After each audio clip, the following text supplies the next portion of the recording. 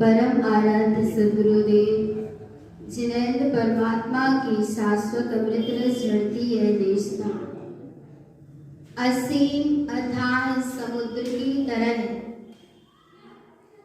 गहर गंभीर यह अध्यात्म का वैभव है। इस अध्यात्म के वैभव को सद्गुरु ने पा लिया और फिर भव्य के लोक के भव्य जीवों को दिया है। दिया कि नहीं दिया? किसने दिया है? भगवान। जिसने पाया सो उसी ने दिया है, और जिसको पाया है वही दिया है। सद्गुरु एक गोता उसको क्या बोलते हैं? गोताखोर। वो उसको क्या पाना है? मोती पाना है, रत्न को प्राप्त करना है, तो वो ऊपर ऊपर तैरता नहीं है। कैसे प्राप्त करता है? रत्न पाना है तो डुबकी लगानी होगी, डूबना होगा, गहराई में जाना होगा, तब उसको क्या मिलेंगे? रत्न मिलेंगे, बिल्कुल मिलेंगे। रत्न का लक्ष्य तो होना चाहिए। किसका लक्ष्य? भगवान। किसका लक्ष्य? जड़ रत्न का नहीं। यहाँ जड़ रत्न की बात नहीं है, चैतन्य रत्न की क्या है? बात है। सद्गुरु ने भी उस अथाह अगम में अचल अद्भुत विराट सत्ता में डुबकी लगाई, चैतन्य रत्न को पाया, और फिर जिसको पाया 14 ग्रंथों में उसको हमको दे दिया। अब पाना है कि नहीं पाना? बोलो भगवान आत्मा। सद्गुरु ने तो पा लिया, और पाकर के हमसे भी कह रहे, हे भव्यात्मन, उस परम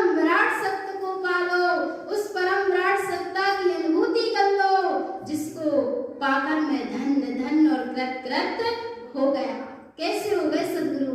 आज हम उनको याद क्यों कर रहे भगवान आत्मा? इसलिए याद कर रहे, ऐसे याद कर रहे क्या? क्या कारण है कि हम उनको याद कर रहे? उनकी महिमा आ जाती है, उनका बहुमान आ जाता है।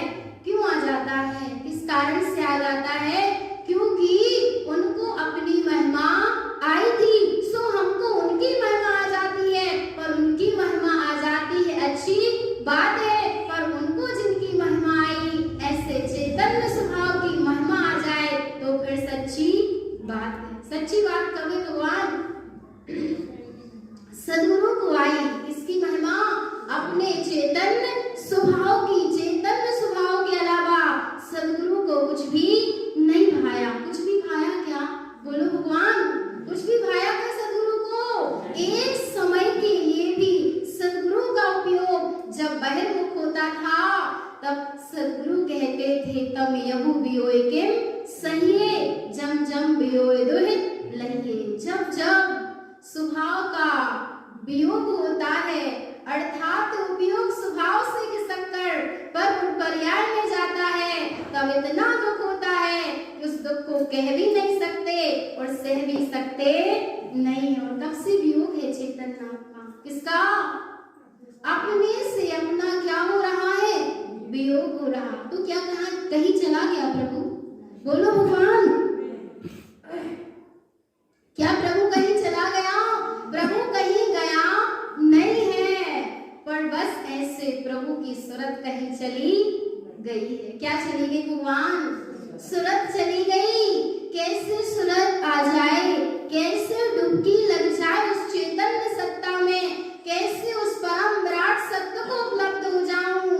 सदगुरु बता रहे हैं श्राप का 4 ग्रंथ आदिराज में कि कैसे उसमें डुबकी लगेगी। डूबना है कि नहीं डूबना? डूबना है। बोलो तो भगवान, डूबना है कि नहीं डूबना? उस चैतन्य रत्न को पाना है कि नहीं पाना? तो फिर कैसे पाए? तब सदगुरु उपाय बताते हैं। नमामि सततं भक्तं अनादि आदि शुद्धये प्रतिपूर्णं तीर्थं पंचदीप्ति नमाम्यहम्। नमामि सततं भक्तं। नदी निरंतर बहते जा रही है, बहते ही चली जा रही है। कैसे बह रही भगवान? सतत। कैसे बह रही है? रुक रही है क्या? ठहर रही है क्या? नहीं ठहर रही ना। पर वो क्यों नहीं रुक रही? क्यों नहीं ठहर रही? क्या कारण है? क्या कारण है? क्योंकि उसको जाकर कहाँ मिलना है? समुद्र में, सागर में जाकर समाना है। बस इसलिए वो ठहर नहीं गई। ऐसे ही सदगुरु भी कह रहे नमामि सततं भक्तं अनादि आदि शुद्धये। नमामि सततं भक्तं, निरंतर सतत ही जो अनादि आदि शुद्ध है, जो अनादि काल से शुद्ध था, शुद्ध है और शुद्ध ही रहने वाला है। ऐसा कौन है? ऐसा कौन है भगवान? मैं स्वयं हूँ। मेरी ही जे सत्ता है, ऐसा मेरा ही स्वरूप है जो कैसा है? अनादि आदि शुद्ध है। कैसा है भगवान? अनादि काल से शुद्ध था, शुद्ध है और शुद्ध ही रहने वाला है, जिसमें एक समय के लिए भी अशुद्धि का प्रवेश हुआ नहीं है, हो सकता नहीं है और कभी होगा नहीं। ऐसा अनादि अनंत से शुद्ध निज भगवान आत्मा नमामि सततं भक्तं। क्या करो? निरंतर सतत ही उसकी भक्ति करो। भक्ति करना अर्थात क्या? भक्ति करना अर्थात क्या? नमामि सततं भक्तं अर्थात निरंतर ही उसकी अनुभूति करो। ऐसे निरंतर स्वभाव में किंचित भी अंतर होना नहीं चाहिए।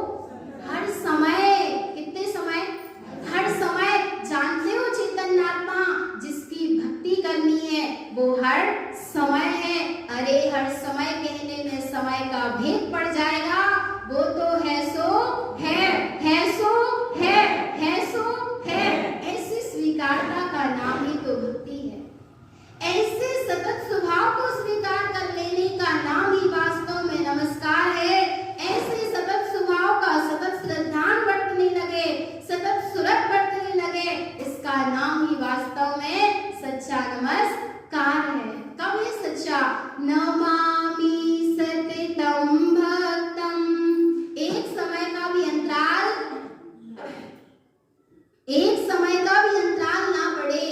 बहती जा रही है नदी, ना अर्थात होता है निरंतर और दा अर्थात होता है दिशा। जो निरंतर अपनी दिशा में बहती जा रही है वो बह रही है। एक व्यक्ति उससे पूछने लगा, तुम बहती हुई कहाँ जा रही हो, जरा ठहरो तो, ठहरो तो, ठहरो तो। वह कहने लगा, पर वो कहती है ठहरने का समय नहीं है, मैं तो वही ठहरूंगी जो मेरा लक्ष्य है, उसमें ही जाकर मैं ठहकार करूंगी। तब वह कहने लगा, थोड़ी तो रुको, बताओ तो, जरा ठहरो तो। वो कहने लगी, ठहरने का समय नहीं है। वह कहने लगा, तुम कैसे बताओगी?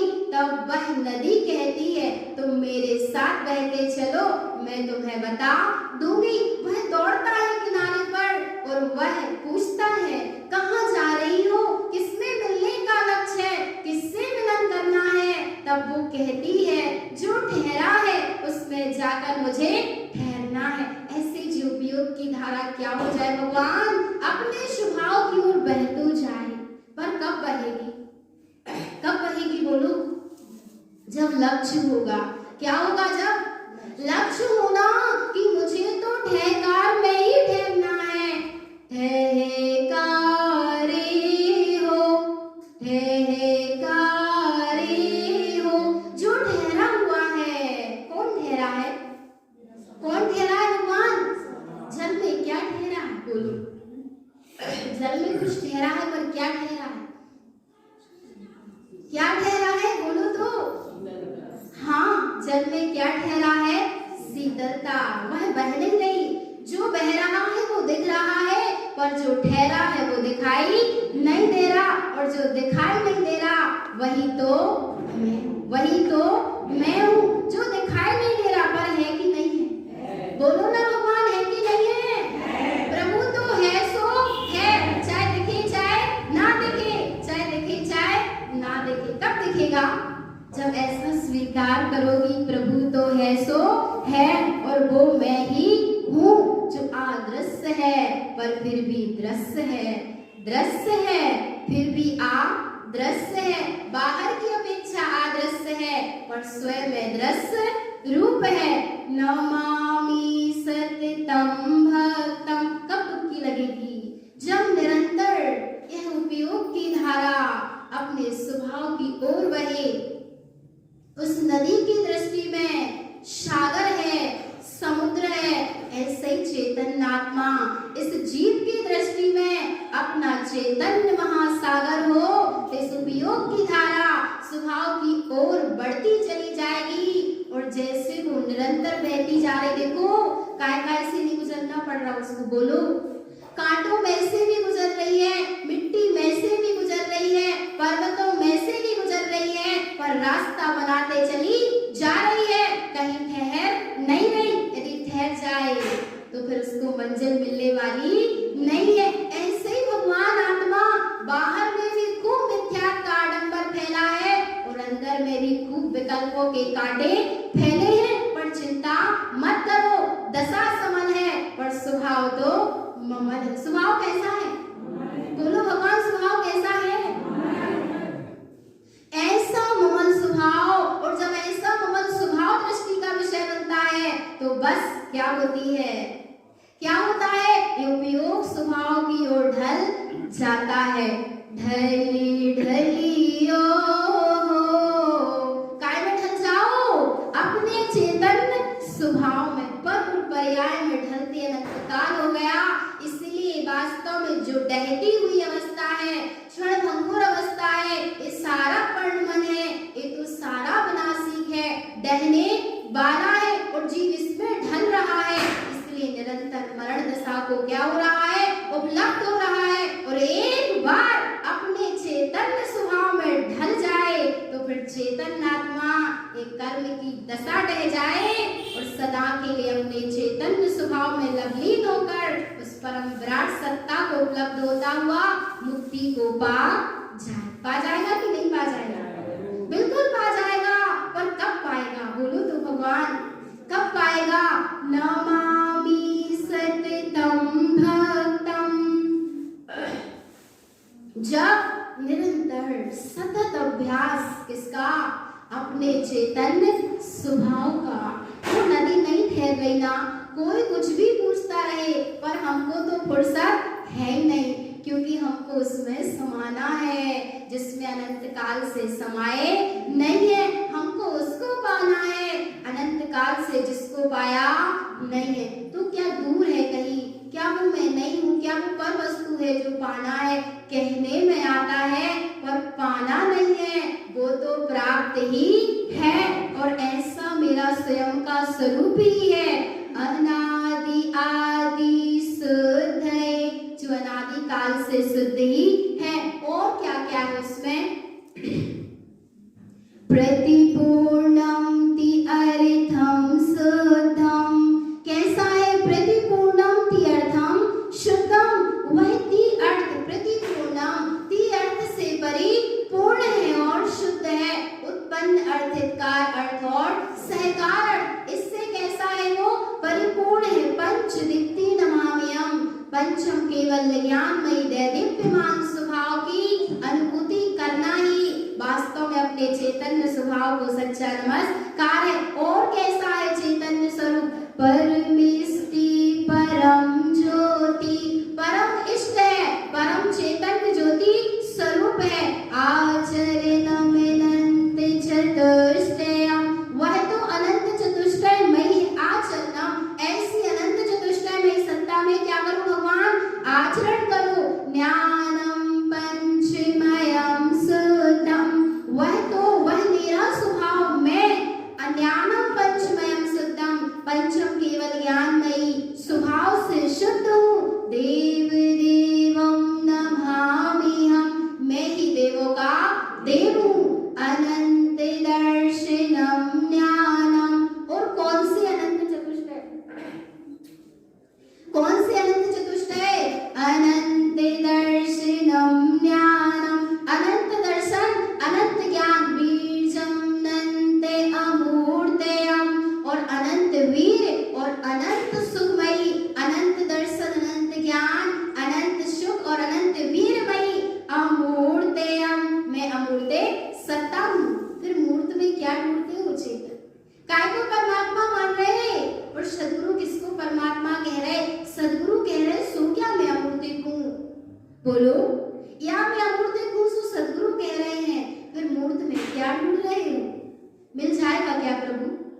अमूर्तयम्, जब अमूर्तिक है तो अमूर्तिक को अमूर्तिक में प्राप्त, अमूर्तिक है तो अमूर्तिक का श्रद्धान करोगे तो अमूर्त सत्ता उपलब्ध हो जाएगी। और यदि मूर्त में परमात्मा मान लिया तो तीन काल में, अमूर्त तो तीनों काल में है, पर तीन काल में अमूर्त मिल नहीं पाएगा, मिलन हो नहीं पाएगा। क्योंकि मान्यता किसमें बैठा ली भगवान? काय में? मूर्त में। क्या बैठा ली? अमूर्त की मान्यता कर ली। और विपरीत मान्यता का नाम ही क्या है? तो विपरीत हो गया कि नहीं हो गया? अमूर्त है सो है, वह परमात्मा है। और मूर्त तीन काल में परमात्मा हो सकता नहीं है। और यदि मूर्त को परमात्मा मान लिया तो तीन काल में अमूर्त परमात्मा मिलने वाला नहीं है। इसीलिए भगवान आत्मा, यदि वास्तव में अपने परमात्मा सत्ता का अनुभव करना है, परम प्रभु को जानना है, अपने निस्वभाव से मिलन करना है, तो गृहीत मिथ्यात्व की लगार भी मत रखना। क्योंकि लगार बर्तन में होती है खटाई की, तो दूध क्या हो जाता है? फट जाता है। जिन्हें परमात्मा के वचनों का कितना भी रसपान करते रहो, पर गृहीत मिथ्यात्व परिपूर्ण तो बहुत दूर की बात है। यदि लगार भी है तो चेतन आत्मा काम बनने वाला नहीं है। इसलिए किंचित भी नहीं, कहीं कुछ है ही नहीं। तीन काल में मूर्त परमात्मा नहीं होता, अमूर्त परमात्मा होता है सो होता है। निर्णय करो भगवान, क्या करो? पक्का है कि नहीं है? सत्य है कि नहीं है? निर्णय है कि नहीं है? निर्णय करो ना, गाथा प्रमाण है, प्रमाण करो भगवान। पहले प्रमाण फिर प्रणाम, पर प्रमाण किए बिना प्रणाम हो रहा है। देखा देखी, बिल्कुल गाढ़ का प्रवाह जैसी दशा हो रही। एक ने करा तो 100 उसके पीछे वैसे चले जाते हैं। पर चेतन आत्मा जरा विचार तो करो, जब सत्ता अमूर्त है तो फिर मूर्त में परमात्मा कैसे हो सकता है? मूर्त पुद्गल का स्वभाव है, केवल परमात्मा नहीं होता, चैतन्य परमात्मा होता है, अमूर्त सत्ता परमात्मा होती है।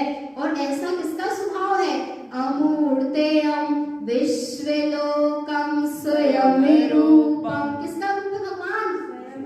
हाँ, विश्वलोकम स्वयं रूपम। विश्व में, लोक में ऐसा स्वयं का ही स्वरूप है, किसी और की बात नहीं है, मेरे चैतन्य स्वभाव की यहाँ बात है। नमामि हम ध्रुव शाश्वतम, ऐसा मेरा ध्रुव शाश्वत स्वभाव है। अब देखो, व्यवहार में तो मूर्त परमात्मा होते होंगे ना, व्यवहार में तो होते होंगे। अरे निश्चय में तो बता दिया कि अमूर्त परमात्मा होता है, तो व्यवहार में तो मूर्त परमात्मा होते होंगे। पूछो ना सदगुरु से कि सदगुरु व्यवहार में तो मूर्ति परमात्मा होती होगी, तब सदगुरु कहते हैं यही तेरी अज्ञानता है चेतन। सुनो, हम तुमको बताते हैं कि व्यवहार परमात्मा क्या होते हैं। नमस्कृतम महावीरम, नमस्कार करता हूँ महावीर प्रभु को। केवलम दृष्टि देशतम, जिनकी दृष्टि में अपना केवल ज्ञान स्वभाव दिख रहा है, जो केवल ज्ञान मई है। व्यक्त रूपम अरूपम चा, जिनने अपने अरूपी स्वरूप को क्या कर लिया है? व्यक्त कर लिया है। चा सिद्ध सिद्धम नमामि हम, ऐसे सिद्ध परमात्मा को, सिद्धों के सिद्ध निशुद्धात्मा को मेरा नमस्कार है। अरे व्यवहार तो नहीं है, व्यवहार निश्चय का हेतु होता है, विपरीत व्यवहार नहीं होता। विपरीत क्या व्यवहार होता है? बोलो भगवान, विपरीत व्यवहार नहीं होता। पर जी व्यवहार के नाम पर भटक रहा है, सत्य समझो भगवान, सत्य समझने का मौका मिला है। केवलीनंति रूपी चा, केवल ज्ञानी कैसे हैं? अनंत चतुष्टय मई है। सिद्ध चक्र गणम नमः, सिद्धों के समूह को मैं नमस्कार करता हूँ। और जो असंख्यात प्रदेशी मई, जो मेरी चैतन्य सत्ता है, उसको मैं नमस्कार करता हूँ। बोचामि त्रिविधि पात्रम चा, और 3 प्रकार के पात्रों का स्वरूप कहता हूँ। केवल दृष्टि जिनागमम, जिनेन्द्र परमात्मा के अनुसार और जिनागम के अनुसार आगे 3 प्रकार के पात्रों का स्वरूप कहूंगा। तो भगवान आत्मा एक एक गाथा करा रही है सत्य का निर्णय। ये गाथा सिर्फ सुनने के लिए नहीं है भगवान, सुनकर धारण करने के लिए है, सत्य का निर्णय करने के लिए है, और सत्य का निर्णय करके फिर उसमें आचरण करने की प्रेरणा दे रही है। तो भगवान आत्मा अनादि आदि शुद्ध है, मैं तो अनादिकाल से शुद्ध था, शुद्ध हूँ और सदा ही शुद्ध रहने वाला हूँ। ऐसी अपनी शाश्वत शुद्ध त्रिकाल सत्ता को सदा सुरत रखें, यही सद्गुरुदेव